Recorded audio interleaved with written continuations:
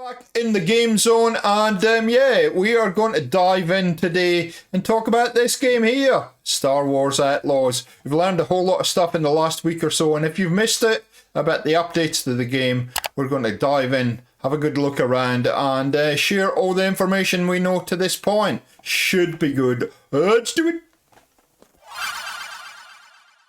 So if you're not subscribed to the Star Wars Outlaws account on Twitter, it's probably the best place to pick up this kind of information. However, you can always just watch my video and I'll bring you up to date. And about a week ago, we got this little nugget of information right here saying, Outlaws, you've been roaming the Outer Rim for almost a month now, because the game was launched on August 27th. So at the time of recording this, it's 1st October, so about a month.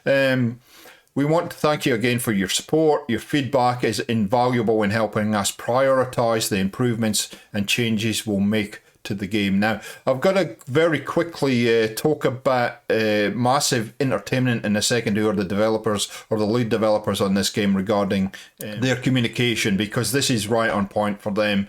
We're hard at work creating multiple title updates which bring optimization, gameplay polishing and tweaks, as well as quality of life changes, including adjustments to combat and stealth gameplay. So that's good news. Now, Massive Entertainment, if you don't know, are a Swedish-based development company that work for Ubisoft. They've been responsible for the Division games primarily. That's what they're known for. But what I really love about Massive Entertainment is the fact that they are very good at reaching out to the community and keeping their community up to date on what they're doing and what the future looks like. A lot. They're very, very proactive in telling the community what's happening. And I love that from them, and it looks like they're going to continue that with Star Wars Outlaws. So let's read the second part, because you would have noticed, the observant among you would have noticed that's one of two. Let's read the second part of this little thing. So the message continues. That's not all. Our very first story pack, Star Wars Outlaws Wildcard, will also launch on November the 21st, and we'll see Kay and Nix infiltrate a high-stakes sabacc tournament where they will be faced off against the legendary Lando Calrissian. In addition, new contracts will be added, free for all players. For once, PC players will also be thrilled to announce that the game will be available on Steam starting on November 21st. That is positive, positive, positive. I'll show you the roadmap on this in a second. Thank you for being part of the journey, and stay tuned for more updates soon. The Star Wars Outlaws team.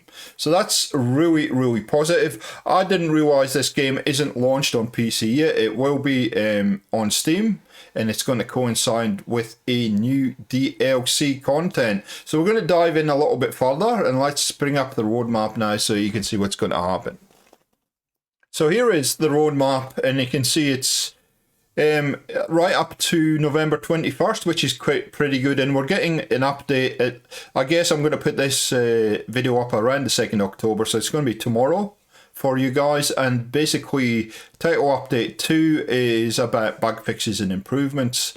And then moving on to mid to late October, we're going to see some quality of life improvements, which is going to be the key focus. And then moving into November, November 21st, you can expect to see the first DLC for this game, the Steam release of the game, and also some combat and stealth improvements and free additional contracts to the game. I think the timing's nice on this. I think they're doing it in a good way, because I think about it, if you started in August, you're probably looking for stuff to play mid-October to November. So November is going to be a busy month, though, I can tell you. But that is really, really good news. Really good news. I think I'm blown away by how quickly this has all happened. So I can hardly wait for this all to come through and get my hand on new content. Hopefully I might have finished the main campaign by then. Unfortunately, as a content creator, you zip around from game to game, so I haven't completely finished the game yet, but I'm 40 plus hours in, so I'm loving just playing around in the open world and exploring. depending on what version of the game that you bought, you may or may not need to fork out for the season pass. In fact, the only edition that doesn't have the season pass is the standard edition, which happens to be the one I've got. Of course it is. I do that all the time with games where I want to see if I like the game first before I commit to the season pass. But you can see with the gold edition, season pass, and then with the ultimate edition, you get everything.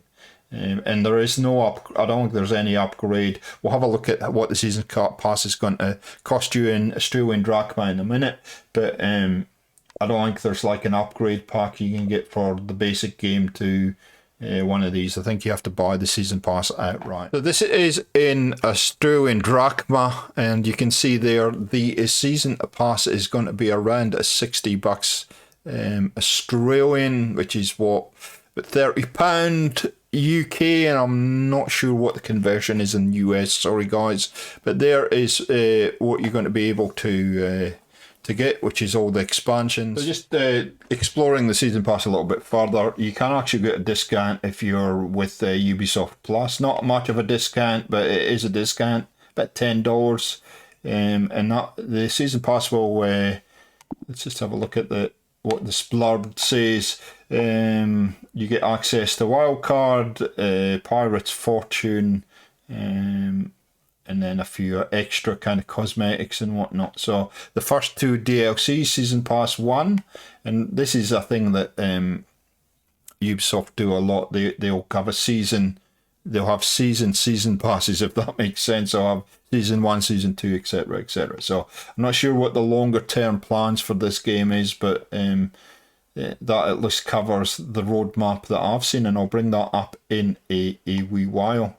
Finally, okay, so there we go. Finally, you get Hunter's Legacy and the Cartel Ronin bundles available upon release of the first story park.